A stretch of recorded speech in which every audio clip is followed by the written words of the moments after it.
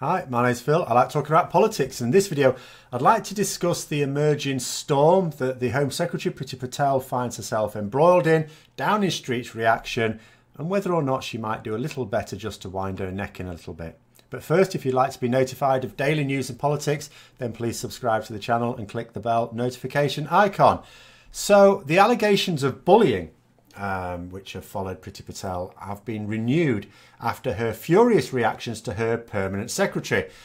These go back to her time as Minister for the International Development Department. Before she was sacked by the Prime Minister at the time, Theresa May, she was accused of a major campaign of bullying by staff at that department. And in light of the renewed allegations at the Home Office, the permanent secretary of the Department for International Development has written to all of his staff to remind them of the zero tolerance attitude to bullying and has referenced the current Home Secretary, but without naming her, and called on them to make clear any concerns they might have. The department has decided to take further action to ensure that civil servants are comfortable working there without fear of bullying. But where the issue is really heating up, as I say, is in Patel's new department, the Home Office.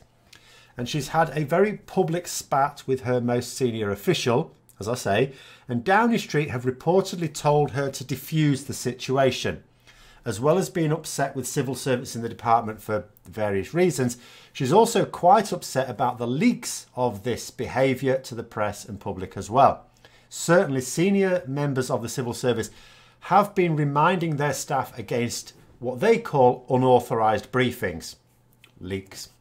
But Boris Johnson has refused to authorise a leak inquiry, which is apparently what Priti Patel wanted in order to find the perpetrators. The Cabinet Office deny that any request for a leak inquiry is made, which basically means officially it's not happened, that Priti Patel hasn't formally requested one, or that if she tried to, Boris Johnson said no. Patel has been trying to get rid of her permanent secretary, Philip Rutman, after he stood up for his staff by taking the Home Secretary to task for belittling them, and also by suggesting that she maybe wants to think about obeying the law. And when it comes to reports of bullying, sometimes it is difficult to know what's really going on after all. For example, Patel's friends say that she is demanding, but it is essential to be demanding in that job. And you go, yeah, sometimes what one person might consider simply being demanding, someone else could take as, intimidating behaviour. That can be understandable and there's no intent. But I would also argue that I can't recall other Home Secretaries being accused of being demanding in quite that way. In other words, bullying. We also know that Priti Patel has no human feeling, but we shouldn't use that to prejudice us against her. But I would also say we're not seeing the same sort of reports from other departments about ministers. So you can't even just say that this is a reaction to what's going on with Brexit or what's going on with the planned changes to the civil service that Dominic Cummings is spearheading either, because otherwise you'd see these same things being replicated in other departments. And you're not. It's just Priti Patel.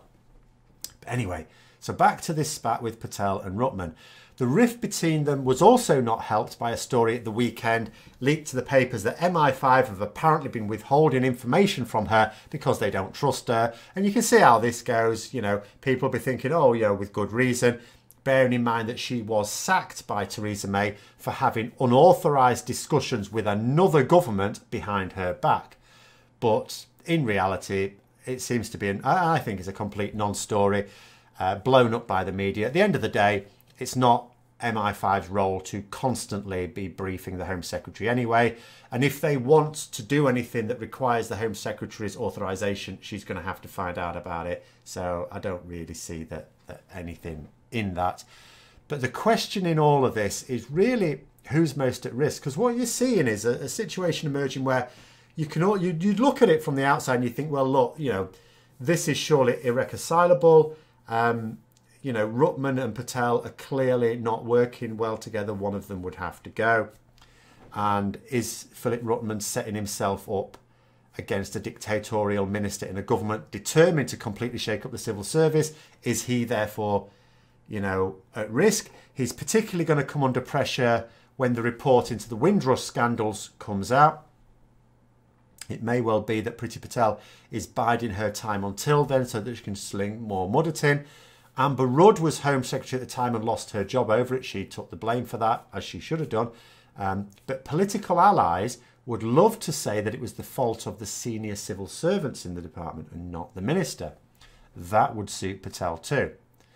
On the other hand, we have to remember that Priti Patel is in her job because she's a spiteful little git who is more than happy to implement the most appalling, inhuman policies for Boris Johnson.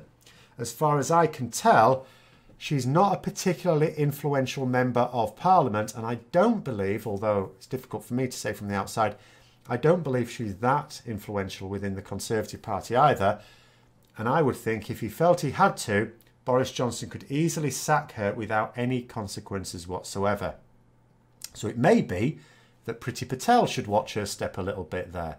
If she engineers a situation whereby Johnson has to back either her or Rutman, and he decides, well, I need the civil service on side, which I think he does, we could discover that Johnson thinks it's easier to replace her.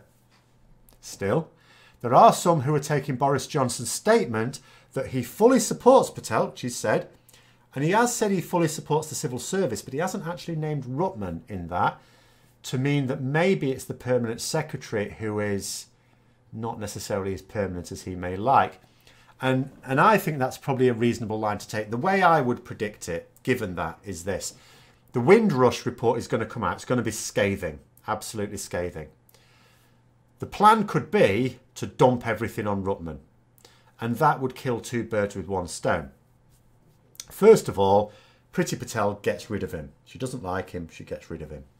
Second, Amber Rudd can then be absolved of blame if they blame the civil servant, and Boris Johnson clearly has some respect for Amber Rudd because remember, he's appointed her to cabinet when she's not even an MP.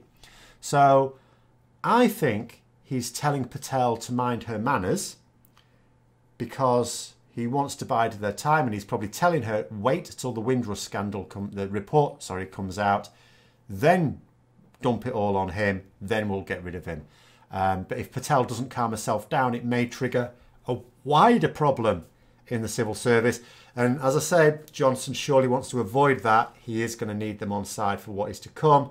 And, well, they're already not necessarily going to be that happy about what he's got planned for them anyway with Dominic Cummings. But that's how I would read it. Obviously, time will tell. We'll see what happens when that report does come out. Hope you found the video interesting. If you did, don't forget to click the like button. And if you'd like to support the channel further, please also click the Patreon link for details. And until next time, I'll see you later.